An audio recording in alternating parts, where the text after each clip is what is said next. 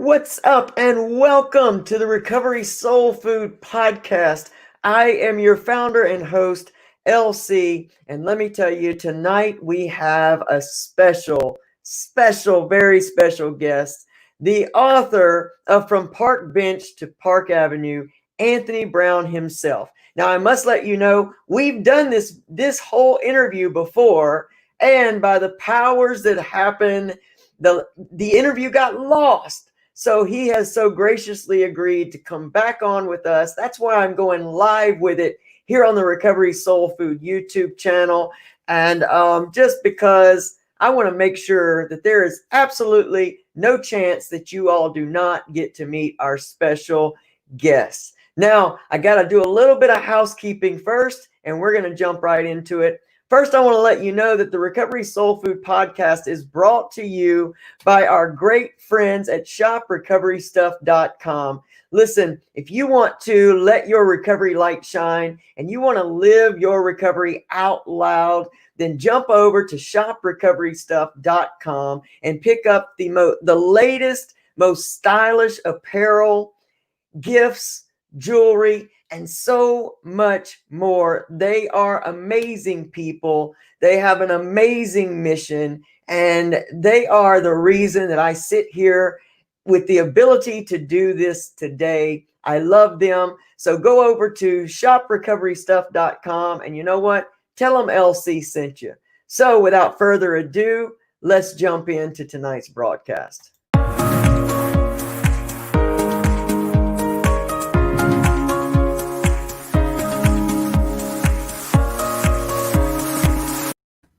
All right. What's up, Recovery Soul Food podcast listeners and viewers? Tonight, I want you to meet my good friend, this amazing human being, Anthony Brown, the author of From Park Bench to Park Avenue. This man not only has escaped childhood trauma through active addiction, homelessness, but now with an 8th grade education, has multiple degrees, works in the field of recovery and psychiatric nursing, has done so many amazing things, and now is using his amazing gifts and talents and resources and mission to open up Brown Manor, which is going to be a home for people that are coming out of homelessness and in recovery and needing resources out in the world. So before we jump to that mission, Anthony, please tell us, the viewer, tell us about Anthony Brown and how you came to this place here. Okay, thank you for having me, LC. My life, and I shared this so many different times. It's out there. I actually wrote a book that you discussed, but basically, I am a product of early childhood abuse. I come from an environment where it was a single parent. I was raised by my mom. We didn't have much money, and just acting out, I learned early on is how I got attention. I started, sipping beer when I was a little kid. My mom used to have parties. I drink out the beer cans on the table. Then just kept drinking and acting out, things of that nature. I started getting consequences, I call them, and which translates to, I guess, for lack of a better word, beatings. And whatever my mom could get her hand on, I got hit with. Right. And so I went through that, and I didn't know that was considered child abuse until I got older. Right. But, I experienced that for a while. Then at the age of 14, I decided enough was enough. I ran away from home. By then, I was pretty much involved in my addiction. At the age of 12, I started drinking wine, smoking marijuana, eating pills. 14, I was just out there injecting drugs, doing whatever I could. Ran away from home, lived with the carnival for about 3 years, came out to California, stayed homeless basically for 23 years of my life, in and out of jails. And then finally, I hit recovery and discovered that there's a working God in my life. And I use the word God because that is what has brought me to this point. Whether, God was in the rescue business when I cried out in pain, But Yeah. now God is my best friend as I walk side by side with him. Yeah. And next thing I know, I turn around, I go to school, get a couple of degrees. I'm able to be of service because I was told that you have to give it away to keep it. Yeah. And so now it just leads me to the point where I'm comfortable with life, to the point where I've been blessed with being able to purchase a mansion and give it to the homeless people. And that's my mission. That's beautiful. Anthony, that's so amazing, and there's so much involved in that. We're gonna have you back on this show so many times because there's so many places I want to dive into and dissect your story, because so many of us experience that childhood trauma, and I think there's something very significant in young people experiencing grown-up issues and grown-up problems and then trying to navigate that with a child's mind. And I think that, as you and I have talked about a little bit before, that, children internalize a lot of things. We are so pure when we're here. We first get here, we arrive on the scene, we're so pure, and all we know is love.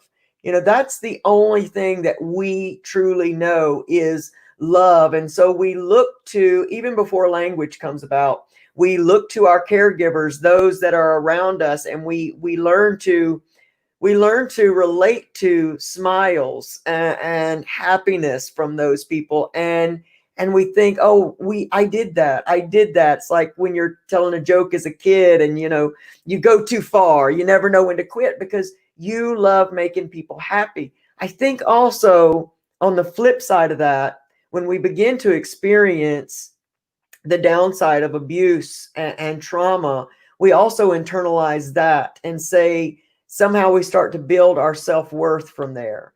Mm. And I think it's just a natural progression. So, you and I, we share so much in our stories that's so much the same. The eighth grade education, the beginning, the use with alcohol at that very same age where things start happening in the body, and we're I think at that moment a lot of us have so much pain that we're looking for that numbing, because we already have an adult sized portion of pain happening on the inside, that we reach out and we get that numbing experience. One thing about your story that intrigues me the most is the part that you talk about how you had someone come alongside you and believe in you. And I really want to talk to you and hear your thoughts about the power of belief. Having somebody come up and see past all of this that we're putting out there, because after a certain point we're like, I'm not worthy of this love, I'm not worthy of this recovery, I can't do these things, I'm not smart enough, I'm not this. And tell me about that moment where that was shifted for you, who this was, and what it meant to you. Well, it's interesting because once for me, once I got caught up in addiction at an early age, and that became what actually saved my sanity. Staying loaded kept Mm. me from having to deal with me. Yeah. Yeah. Because being that abused, trapped kid with nobody to love, the only thing, my philosophy at that point in time was, if you don't expect nothing, when you don't get nothing, you don't feel nothing. Amen to that, sir. So I Yes. wasn't expecting nothing. Right. I have developed into an adult who had no feelings. And it was good that I was able to anesthetize myself, because if I was able to feel that inner pain that I had suppressed, I would, who knows? Who knows? I could be suicidal, homicidal. I could just totally lose it Without a doubt. without a doubt. And so drugs and alcohol saved me. But at one point in time, I remember as I got arrested multiple times because I kept going back to the same place expecting a different result, doing the same thing. Insanity. Insanity. Insanity. And so the police officer actually looked at me in the back of the car and he asked me, "Do you want some help?" And that was the first time anybody has, either the moon was aligned perfect, or God once again was Yeah. interfering with my life. And this time I was ready to surrender. Yeah. But he asked me if I wanted some help. And at that point in time, I said yes. Then he introduced me to a woman who owned a treatment center who scholarshiped me and put Wow. me in this new environment. Beautiful. Now, being on the streets for 23 years, I understand what it's like to live in a back alley. Yeah. I Yeah. know how to survive eating out of a dumpster. And a lot of people might say, ew, but you know what? It's all about survival. Exactly. You Exactly. know, and so I know what it's like to anesthetize myself with drugs so I don't have to deal with the guilt, shame, and embarrassment of being that homeless person. Right. Right. But but suddenly I'm put in this environment where everything's clean, Clean. clean. Clean. Yeah. People are smiling. Yeah. There's beds to be made, and it was a culture shock. Yeah. I can But imagine. yeah, but those those individuals there just stuck with me and they seen past all of that. But that one person, the whole catalyst was that police officer. And once I got into that new environment, then slowly, I mean, slowly, I Yeah. was able to transform into the man I am today. And it took years. This was not an overnight project Yeah. because from as long as I can remember, all the way up until 14, I experienced physical abuse from the person who I depended on from love. And Right. don't get me wrong, I know my mom loved me. Absolutely. Yeah. There's no doubt. But she only had the tools that she was given. Yeah. I love that you bring that up. I love Yeah, that you yeah. bring that up. And so that was unbearable. But then going out living in the streets for 23 years from 14 to 37, that that formulated a mindset. And then suddenly I'm in this new place where they're telling me you have to do a chore. I'm like, a what? Yeah. Right. You know, Yeah. and I had adjustment problems, but somebody believed in me enough to say, we're going to love you till you learn to love yourself. That's right. That's And, it. and, and I was skeptical, Sure. I you mean, know, you can't be trusting out on the street. I mean, you're in survival mode. exactly. And you And and I've talked a lot about what's happening in the mind when someone is living in survival mode and how you don't honestly have the capacity to let yourself relax and and trust the environment. You don't have that luxury when you're there. So I love what you're saying right now, because a lot of times people will watch stories and listen to stories like this, and they'll have children that are out in the homeless community, and they can't break away from that it's not only the drugs that are addicting or the substance, it's that lifestyle that they find it hard to break away from as well. And so what I love about what you're saying right now and sharing with us is that it is not an overnight process, and that there are lots of issues that go on in that transformation that maybe the parent of somebody or the family of someone doesn't understand. That you don't just pluck someone off the street, drop them in this completely new environment, and then wonder why they're not just over the moon grateful and shifting their life all of a sudden. It's not really humanly possible. So thank you, number one, for sharing that part, and shining a light on that, because I think that's very interesting. And again, we're going to have to do multiple of these shows, because I believe that we can dissect your story many different ways that people need to hear and understand.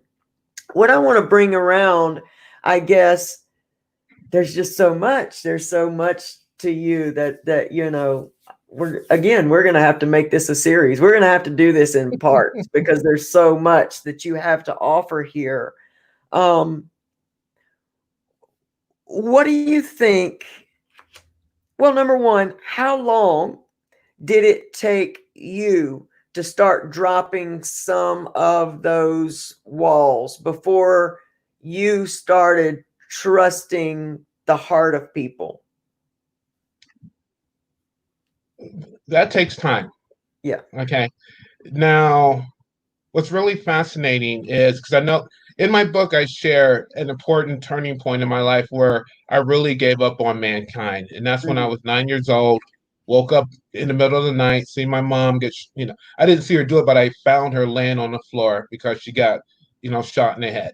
Mhm. I Mhm. gave up on mankind after that. Yeah. Yeah. Yeah. Then when some years later, when I got accepted into treatment, the tipping point was when I was getting picked up from jail, and a lady picked me up. And when she was taking me to this treatment center, and here's God intervening in my life, because if jail would have released me to get there on my own, Yeah. I wouldn't have made it. Yeah. Oh, that's important. Oh, I, that's I, important. I would not have made it. But here's a lady that came, and she was nice. And she Okay. asked me, "Hey, do you want a cigarette?" Now, I smoked back then, and for somebody to ask me, a total stranger, because I don't know if anybody that listens to your show's ever been to jail, Oh, yeah. but once you get released and you Yep. happen to be a smoker, and somebody says, That's "Hey, the you want a first cigarette?" thing. Well, as a matter of fact, I do. Yeah. you know. And then after that, the same lady asked me if I wanted to go out and get Chinese food. I remember those words Wow. distinctly. Wow. And she took me to this treatment center and she told me, "Do me a favor. If you want to leave, walk out the front gate. Don't jump over the fence." And Wow. I'm like, "You trust me?" She goes, "Yes, I do." That's all. And right there, put my guard down for that one person, because I spent years having to defend myself, Yeah. whether it's real or just my perception. I had to defend myself because of the situation. And here's a stranger that was nice to me. And so I said, "Okay, because of you, I will give this a try." Because back then I had my own ideas. Absolutely. But she said that she trusts me and I trusted her. And from that point, anybody she would recommend to me, I said, "Okay, if she approved you," because that's how primitive my thinking was. Yeah. If Yeah. she approved you, I am willing to trust you, I get it. And I get that. you know? I And really get that. that's the way that whole environment was. And so I learned how to trust gradually and incrementally Mm. Mm. because I'm always on guard Yeah. and I always believe not what you say, but what you do. That's right. That's it. That's it. Hmm. And so many of us, we have to walk like that in this recovery community because, this is a common trait among those of us that have experienced a lot of this stuff. We've heard the talk. We've heard it. We've been the ones giving it. But it is so true I changed my life because I had a young son who was coming into his teenage years. And I just decided I will not be a hypocrite. I will not tell him to do things that I'm not willing to do because I remember how much animosity and hate that really created inside of me. So no matter what I feel like today, I am going to do this for my son until I love myself enough to do it for me. So I'm going to do it in order to make sure he has that better life that I always swore that I would give a child if I had a child. And, again, it comes in increments. Change happens in sections, it happens over time. There is not this one moment where you're just flipped around and now you wake up all happy and giddy and your feet hit the floor and you're loving life. It doesn't happen that way, and you and I know that. So one of the things that I want to ask you about now is what what did you start learning about first that really actually started shifting your mindset from expecting the worst to learning that we create our reality and how to begin to start doing that? What was something that was there one thing that turned you on, kind of just flip that switch? Or Um, Early on, I like I said, it was gradually, incrementally. I got deeply involved into the 12-step community. Got the sponsor, worked the steps, did all of that, and I think the turning point that actually solidified my current mindset was I was at a park one day, and this was 2 years into my sobriety. I was at a park one day, and I was laying on a bench, and I did what I call my God experiment.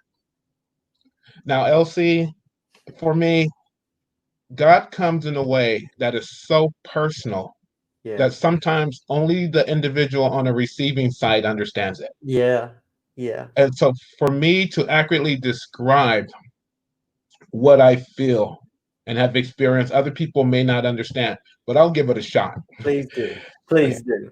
I was laying on a bench and I looked up, and I've always had some concept of God, always. But I literally asked, I said, you know what, God, I know cars run on gas. And I know this bench is solid. I know this for sure. And if you want me to believe in you, you prove to me that you're there. I asked that question, Elsie.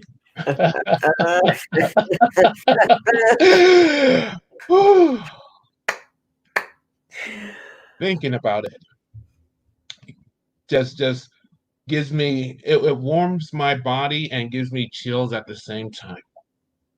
Because what I experienced at that point in time has shaped and molded my mindset to view life completely different than I ever have before. And that is what rocketed me into the fourth dimension of existence. Ah, that's helpful.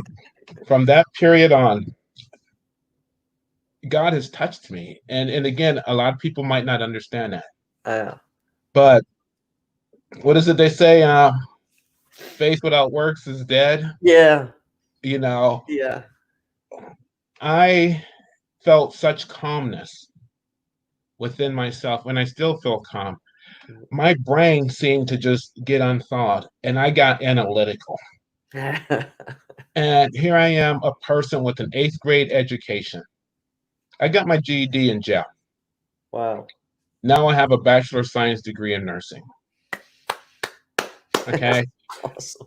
I have associate in science degrees. I have associate in arts degrees. I'm a certified addiction treatment specialist nurse. I mean, all of this stuff happened after my question of God, are you there? The awakening. The The awakening. awakening. And that's when I start viewing things as, you know, life has a beginning, which is birth, and has an end, which is death. Everything in the middle belongs to God. I love it. I get to play with it. It's not mine. I get to, and as long as I understand that, then it doesn't matter if I get to keep it or give it away because it ain't mine anyway. That's right. You know, That's right. and that philosophy and that mindset has allowed me to understand that nothing's nothing's really important. There's no such things as a big deal, and don't sweat the small stuff. And it's up to me to attach something to it if I choose to. Yeah. And Yeah. so I just walk around choosing to That's right. feel however I want to feel. Yeah. Yeah. And that has got me really in a really good place in life. You know, I Absolutely. huh? Absolutely. I mean, the feeling is honestly the secret, and what we feel more of, we attract back into our lives. And so when, you and I have talked about this before, when we feel and connect with that true gratitude, the world shifts. Just the perception of the world honestly shifts from that place of being victimized to seeing the blessings that are present in life already. And when the power of gratitude is very life shifting. And when I've been asked one of those same questions, that has been the thing. The shifting and turning point was when I again asked one of those same questions when I was coming into this recovery process, because I've only been in recovery once. I've taken a stab at sobriety before and clean and sober, but recovery only but this one time, because I was done. I was surrendering this life. And I said, okay, God, well, I have tried, I've been given 6 months to live. I've tried to take my own life. I've been in situations where I just shouldn't be here. I don't want to live this back and forth anymore. What am I here for? Okay, you won't let me go. Show me what I'm here for. And if you're real, you're going to show me. And, and immediately it began with gratitude. That changed the lenses that I was looking at life through. I stopped blaming everybody else, started realizing, what do I have control over? Only me, this cat right here. So this is the only place I need to concentrate on. And as you said, it's a gradual process, but there's so much involved. We're going to make this an entire series to do with you, Anthony. We're going to make this something where we have quite a few episodes. I think you have so much to offer this world, this audience, this recovery community, that it would be a shame to do one spot here with you and try to think that this is going to be enough. It's not going to be enough. So I know that you have to go in a few minutes because you have another meeting, but before then, please give us a rundown on Brown Manor and how we can get in touch with you, as well as I will put that in the show notes so that people know how to get in touch with you. I know for a fact your book is available on Amazon. And it's also, I'll put it in there because there's the other publisher, straight from the publisher. But before we have to go, tell us about Brown Manor.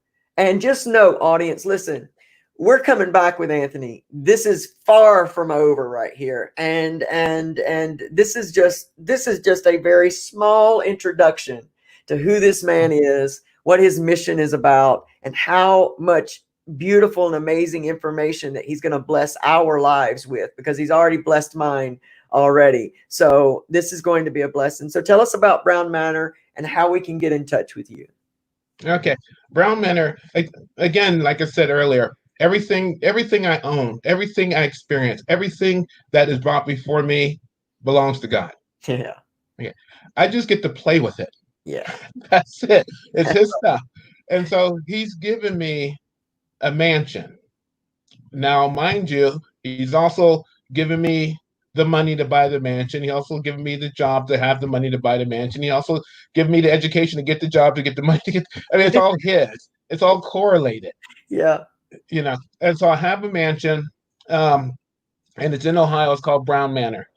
And what Brown Manor is a resource center slash place of living for individuals who are homeless.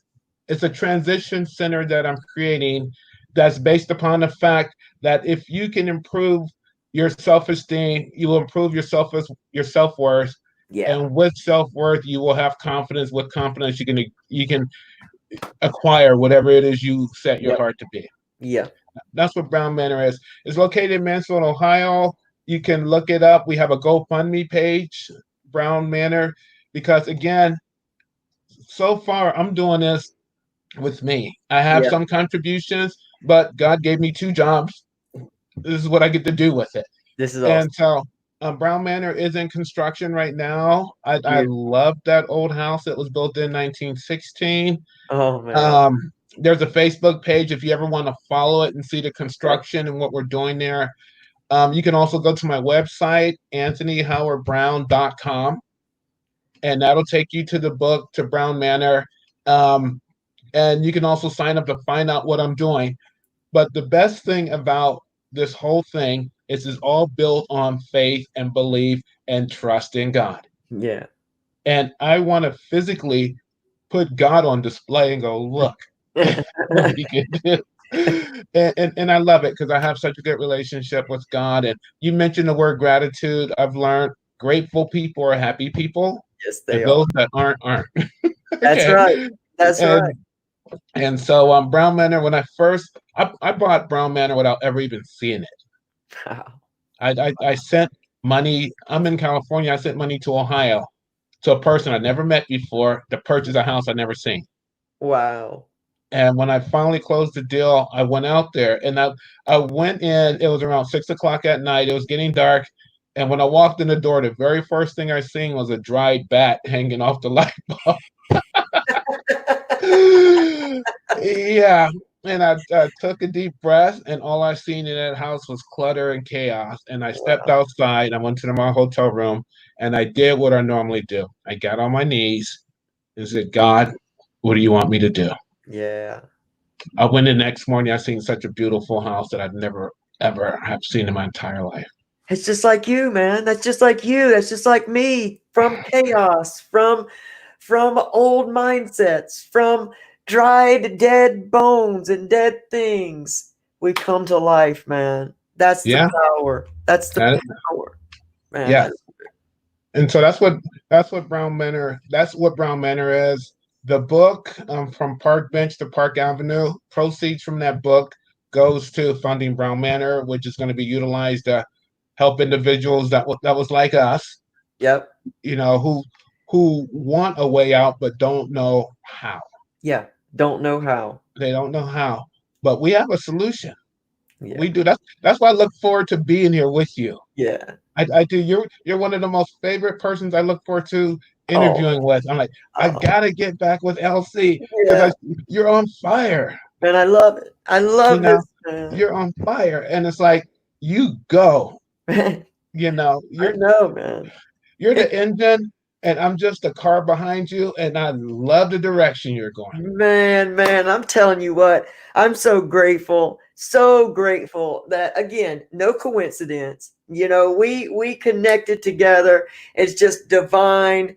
I'm so grateful and honored to have you here. I can't wait to see what all God's going to do with this connection and this friendship that's blossoming and the way that we're going to get to impact the world for good, man. Just that's what's amazing to me. When we can take lives like ours and have them transformed and then turn around and give that away, man, I'm about it, man. I'm about it. And I'm about you, Anthony Brown. And for this audience, we're going to do a giveaway. I'm going to actually buy a couple extra copies of Anthony's book, and we're going to do a giveaway for this book. And when we premiere because it's not going to be the first time you see this episode. You're going to see this episode a couple times. When we premiere the episode on iTunes and Spotify, we're going to set the whole giveaway up because I want people to get this book. I want Brown Manor to be up and running. I want to come visit. I can't wait. This is just going to be awesome. Anthony Brown, man, I love you, dude. I really do. I am so just honored and grateful to be sitting here with you again. And, I can't wait because we're going to set this up and do this as a series. I cannot wait to continue to let people hear hear the amazing information that you have on the inside. Your way of sharing that from a real place gets people in the heart, man. I mean, I'm all verklempt over here just from your stories because I feel that, man. I feel that, and I feel you. And I want to thank you for being here with me again. And connect with me. Let's connect again. I'll message you tomorrow, and let's set up a whole nother time, man. We got to start doing this on a regular. This is going to be good. So thank you, Anthony. I love you, man. Go have your meeting. And thank you once again for being here with me. This has been amazing. All right, well, So thank you for having me, LC. I appreciate it. thank you. Thank you, Anthony. All right, I'm going to go ahead and cut Anthony loose, and I'll do our closing credits together. Anthony, I love you, man. I'll see you soon. Y'all, that was Anthony Brown. And that man I am so honored and grateful to be able to talk with Anthony, to be friends with Anthony, to be a part of Anthony's mission. Guys, if you want to hook up with Anthony Brown, please go to www.howard Anthony Howard Brown. I'm sorry. You can look him up on Facebook under Anthony Brown. You can follow everything along on Brown Manor there on Facebook as well. If you guys want more information, get in touch with me, LC, at LC Recovery Motivation on Facebook.com. Also, Lona Curry at Facebook.com. And right here on the Recovery Soul Food YouTube channel and podcast, available on all major podcast platforms. You guys, share this episode out. Let the world know who Anthony Brown is. And again, I thank you so much for being here with me, LC. I love you. Know that you can do this. And join us tomorrow, Saturday, July the 25th at 3 p.m. Eastern, when the Recovery Soul Food Podcast meets the Sober Experiment ladies, Alex and Lisa. We'll see you then. We'll see you tomorrow. Have an amazing night.